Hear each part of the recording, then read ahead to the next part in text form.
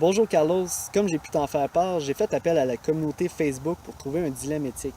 J'aurais expliqué que je cherchais une personne ayant vécu une situation dans laquelle deux ou plusieurs valeurs étaient irréconciliables selon les choix qui leur étaient offerts. La personne devait avoir tranché et être en mesure de m'expliquer suffisamment les fondements de son choix. J'ai été inondé d'histoires de toutes sortes et j'ai dû en choisir qu'une seule, que je vais présenter aujourd'hui. Donc sans plus tarder, allons voir avec nos trois invités les solutions possibles à ce dilemme éthique. Donc voilà l'histoire. Il y a 2 ans, le père de mon ami a quitté sa mère et ils ont enclenché des procédures de divorce.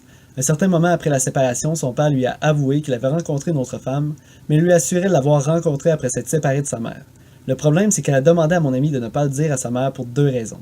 Premièrement, ce n'était pas à lui de le faire et deuxièmement, cette information pouvait nuire à son père au niveau du divorce. Mon ami, puisqu'il ne voulait pas prendre parti entre ses parents, a décidé de ne rien dire. Les mois ont passé et mon ami se sentait de plus en plus inconfortable avec le secret. Il pensait tout dire à sa mère, mais elle était triste et fragile et il avait peur de lui faire du mal en lui disant. Il entretient aussi un très bon lien avec son père qu'il ne veut pas défaire. Il est très en symbiose avec ses valeurs fondamentales, ce qui rend la situation encore plus difficile. Il a raison de vouloir rester loyal à son père qui a bien le droit de rencontrer une autre femme. Il a aussi raison de vouloir dire la vérité à sa mère puisqu'il valorise l'honnêteté et la transparence dans ses relations. Peu importe ce qu'il fait, il aura raison. Il a demandé à son père d'avouer à sa mère, mais en vain. Leur mère se doutait de cette situation, et elle a finalement demandé à son fils si son père voyait quelqu'un. Il était pour la première fois confronté directement à ce problème. Donc, que faire et quels sont les questionnements éthiques de ce dilemme? On peut tout d'abord identifier qu'un des 4 paradigmes de Kidder, celui de la loyauté versus la vérité. Mais avant de regarder les actes de mon ami, discutons avec nos invités sur les 3 types d'éthique et comment ils aborderaient la situation. Chaque type d'éthique est comme un outil qui nous aide à mieux réfléchir. Chacune d'elles ne donne pas nécessairement la bonne solution, mais des pistes de solutions. Donc, sans plus tarder, laissons notre premier invité, le juge, s'exprimer sur ce cas. Appelez-moi votre honneur. Je traiterai de son cas selon l'éthique du devoir. Cette pensée, axée sur les règles, ne regarde pas du côté des conséquences et du bonheur. C'est plutôt le sens du devoir qui s'impose, qui est normalement la chose la plus accessible aux hommes, tel que Kant nous l'a bien dit. Il faut simplement penser que nos actions établissent des normes pour le monde entier. Il doit se poser la question, si toutes les personnes du monde suivaient la règle qu'il va suivre, est-ce que cela ferait le plus grand bien? Reconnaissons que son père l'a mis dans une situation difficile où il doit mentir à l'un de ses proches. Mais il n'a pas à choisir la loyauté. Considérez le fait que la famille est un groupe normalement uni. Cela veut dire que des liens de loyauté doivent exister entre tous et chacun. Il doit donc autant de loyauté à son père qu'à sa mère. De l'autre côté, si on cachait constamment à nos proches la vérité, n'en viendrait-il pas à se méfier de nous? Si tout le monde avait cette méfiance à l'égard de leurs proches, qu'arriverait-il à cette confiance à l'égard des étrangers et des êtres humains en général?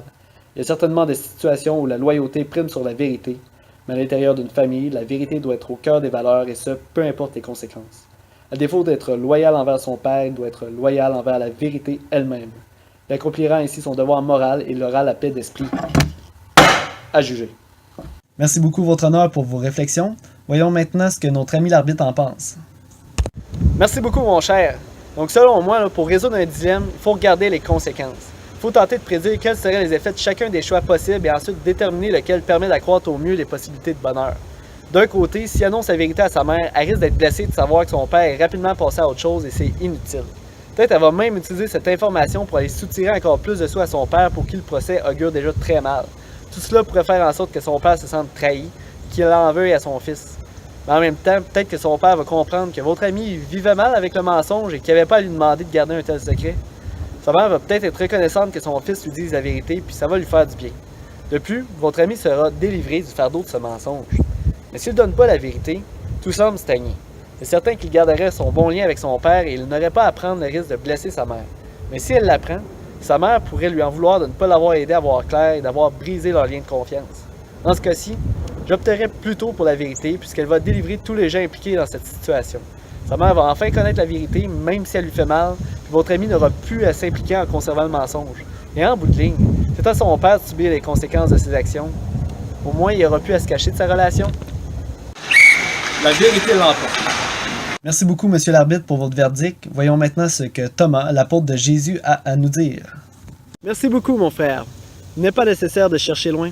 Jésus a dit, et je répète, tout ce que vous voulez que les hommes fassent pour vous, faites-le pour vous-même.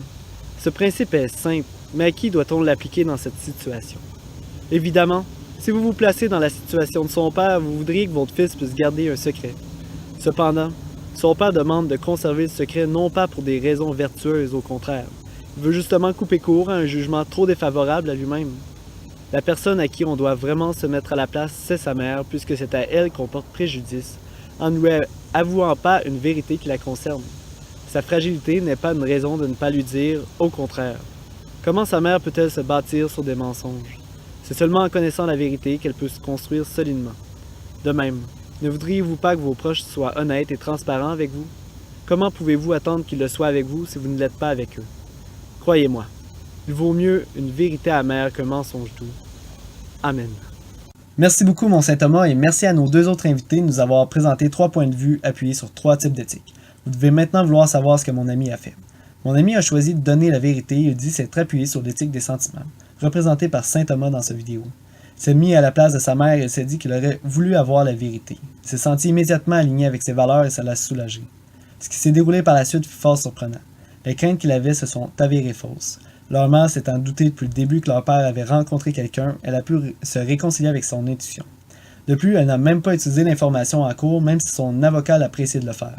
Donc voilà, ce dilemme éthique s'est bien terminé. J'espère que tu as apprécié la présentation.